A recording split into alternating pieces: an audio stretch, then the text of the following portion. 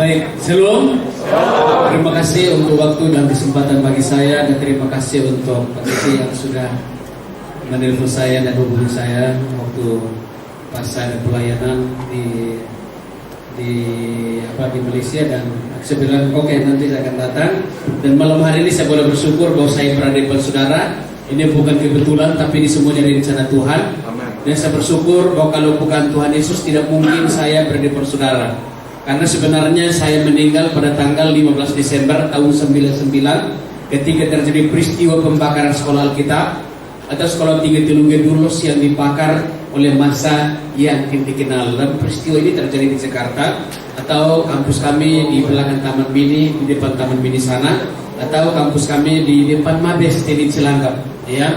Dan ketika terjadi peristiwa itu, malam hari itu kami mahasiswa tinggal dalam asrama, jumlah kami sekitar 337 orang, ya. Lalu kami malam itu masuk, lalu kampus kami dikepung, dan di sana kami yang dipotong 37 orang, yang meninggal 2, satu namanya Sariman dan satu sendiri. Tapi saya boleh bersyukur bahwa untung ada Tuhan Yesus. Kalau Tuhan Yesus, ya, kalau Tuhan Yesus tidak mungkin saya berdepan saudara.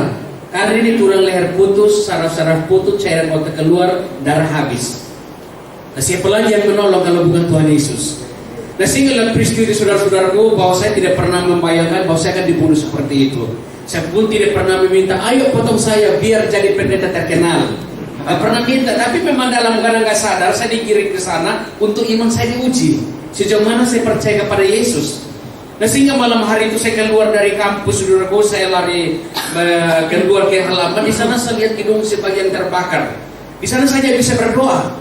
Saya selesai berdoa kan tutup mata, jadi selesai berdoa buka mata, masa semakin dekat ke saya. Lalu saya lari lihat ke arah kiri, belum ada orang, saya lari ke sana, baru 4 langkah ketemu dengan massa. Mereka pakai senter, itu ada mahasiswa, tangkap, bunuh. Akhirnya saya mundur dan di situ masuk dalam pergumulan yang luar biasa. Waktu saya lari ke belakang itu kampus kami di sana pagarnya 3 meter. Tiba-tiba di bawah pagar, di bawah tembok, ini mau melompat gimana? Karena pendek kan? Ya nggak bisa melompat. Ya karena nggak bisa melompat, cuma lari keliling pagar di sana. Tapi saya tetap dikejar. Orang datang bukan jalan pos, ini pos samurai panjang-panjang itu. Dan di sana ada bertemu dengan 2 teman. Singkat cerita bisa keluar dari pagar itu, dan kami jalan di lingkungan masyarakat Cipayung sana, dan sama 2 teman sambil berdoa di tengah jalan sana sambil berdoa. Saya bilang, Tuhan, saya tidak mencuri, saya tidak bersalah. Malam hari ini kalau saya meninggal saya akan masuk surga. Ini kami 3 orang berani serang, paling-paling baku pukul. Saya berdoa buka mata, justru bertemu dengan 2 teman menghilang, bertemu dengan massa begitu banyak di depan. Dan di situ massa langsung ngomong.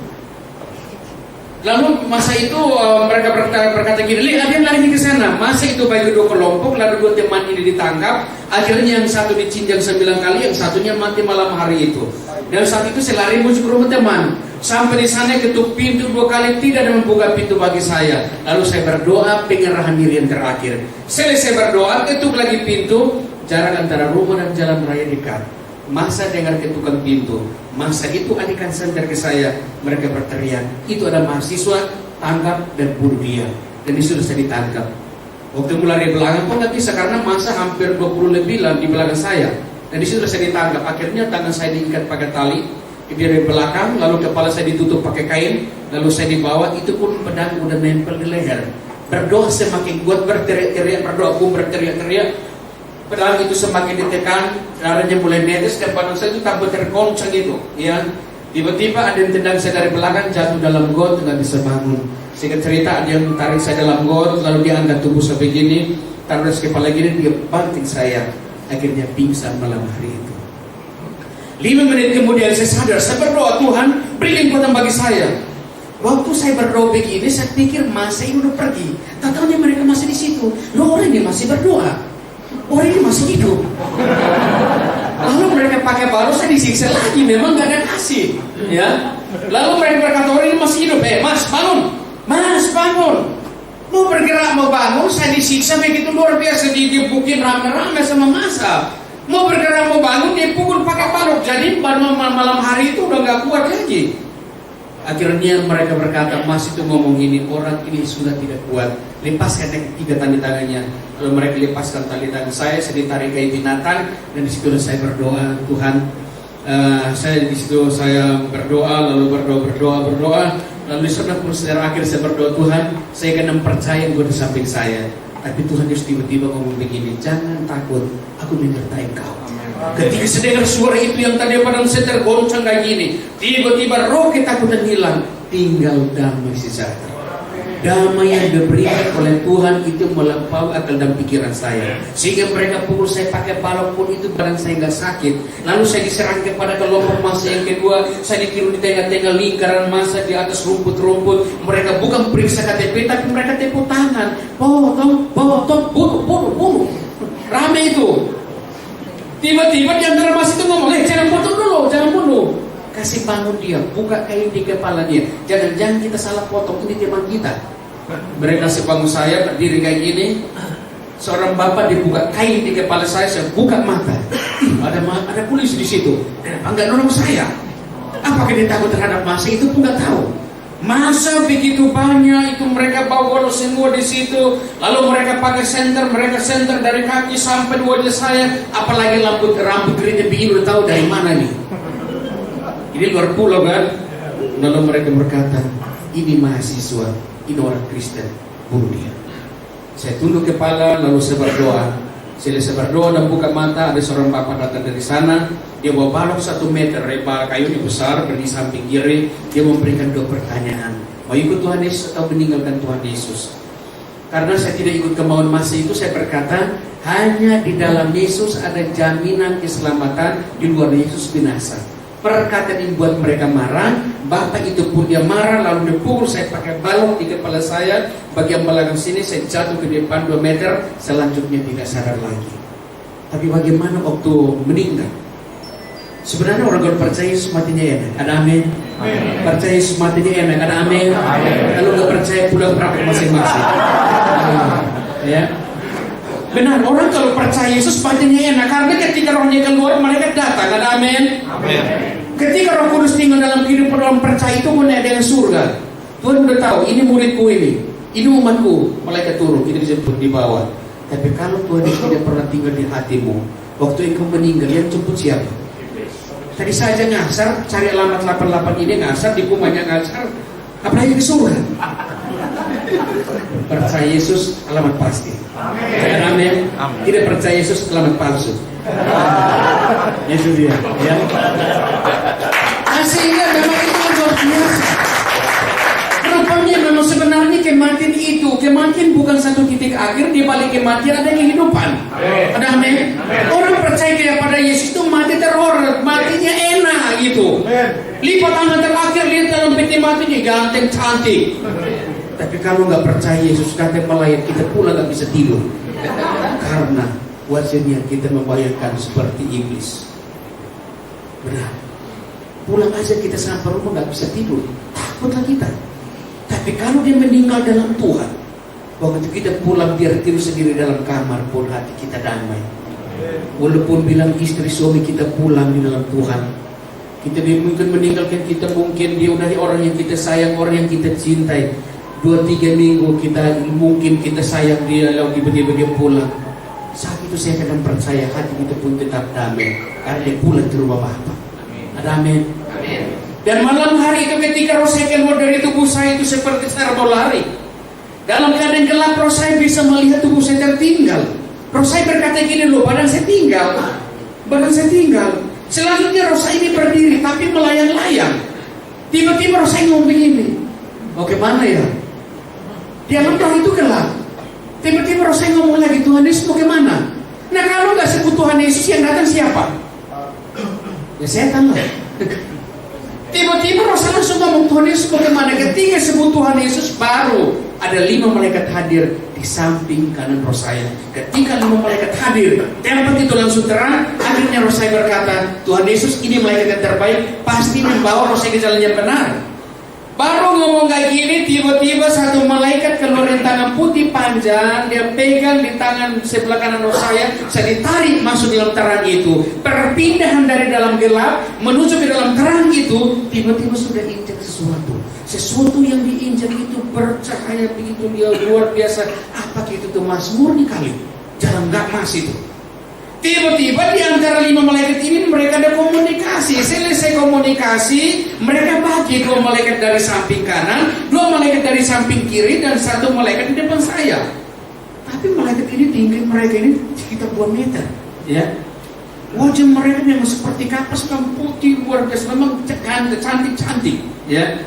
Akhirnya roh saya tiba-tiba berkata, Tuhan Yesus, ini pasti membawa roh saya ke jalan yang benar. Lalu malaikat di depan saya melangkahkan kaki, tetahunya ada satu jalan terbuka. Ketika jalan ini terbuka, ini persis kayak orang pakai senter satu arah. Ketika jalan ini terbuka, di pinggir kiri kanan gelap, di dalam kegelapan itu, di sana ada suara tangisan dan penderitaan. Ada orang menangis meraung-raung dalam kegelapan itu. Sampai hari ini saya tanya Tuhan, siapa yang menangis dalam kegelapan itu? Tuhan berkata gini, karena mereka tidak percaya kepada saya, karena mereka tidak beriman kepada saya, mereka menolak saya. Sehingga mereka berpikir lipat tangan terakhir begini, kau masuk surga. Kesian.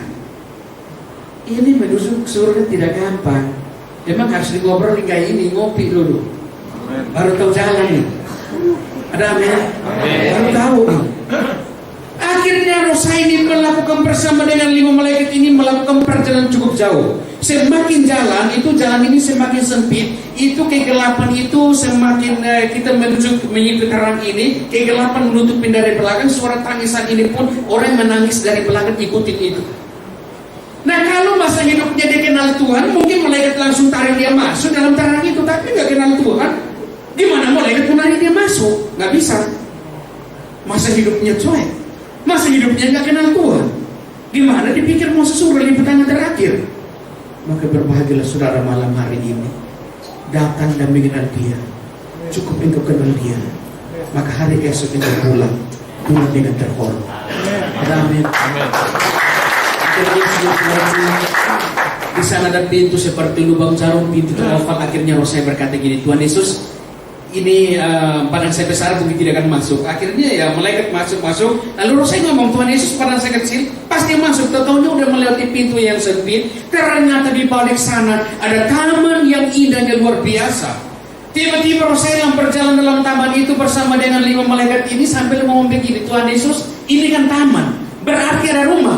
Dalam sekejap Tuhan Yesus memperlihatkan satu gedung yang indahnya luar biasa.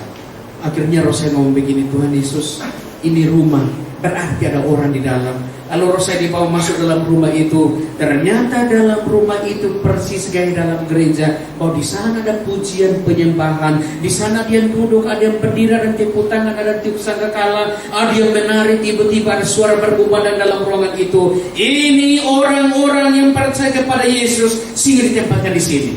Berarti kalau tidak percaya Yesus, tidak ditempatkan di situ. Mungkin tempat lain.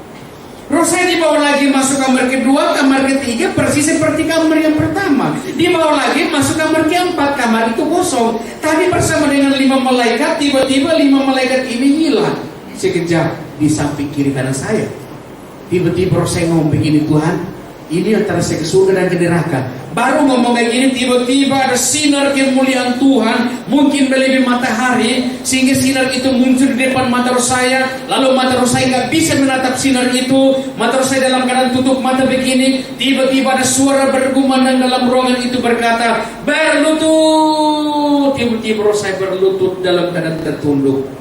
Lalu di sana ada satu buku besar terbuka.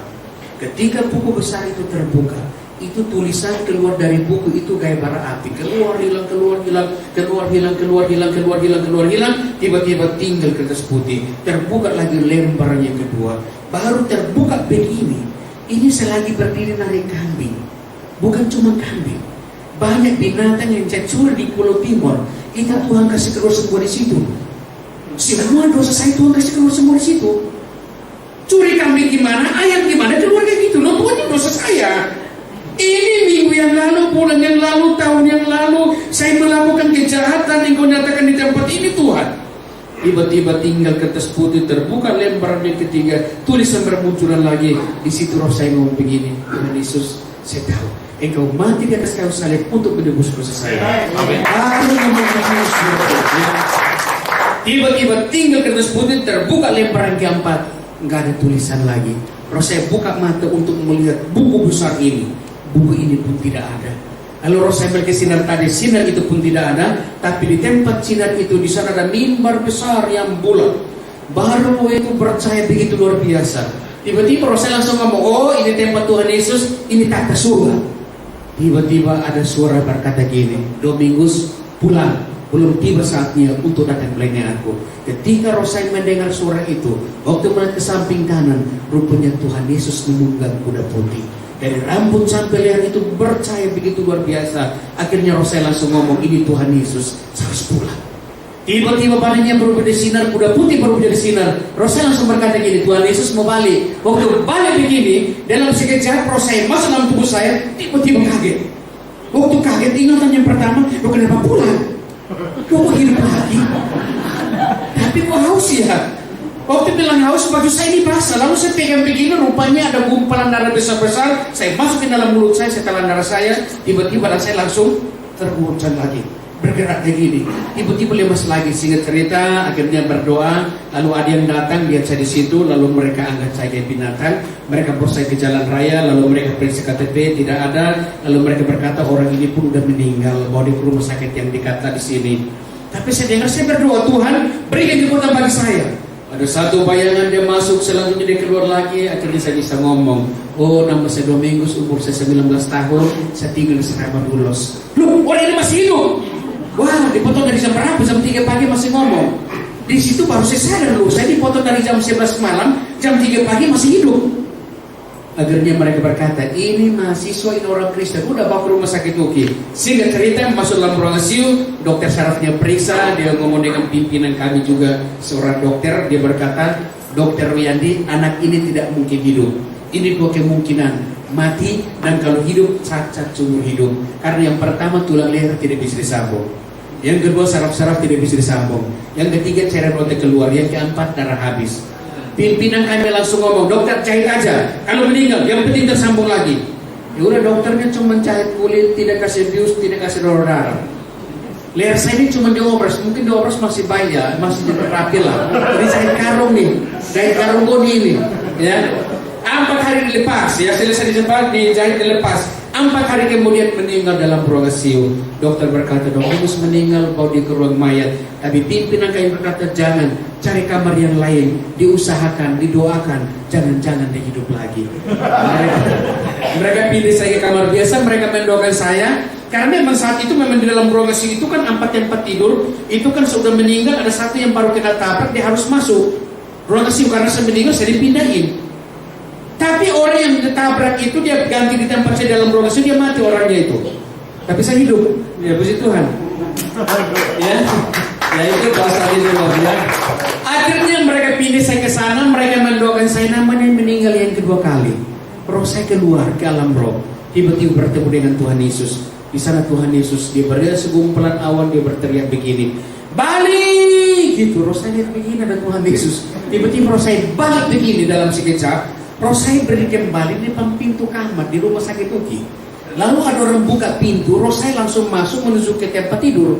Di situ roh saya melihat perawat, sementara mereka pakai alat pemantau jantung. Roh saya sambil lihat ini, mereka angkat alat pemantau jantung itu ya. Lalu roh saya lihat begini gitu. Lalu mereka angkat alat itu, tiba-tiba roh saya masuk dalam tubuh saya, tiba-tiba kaget. Waktu kaget, leher saya bunyi, kerak. Loh, leher saya kok bunyi ya?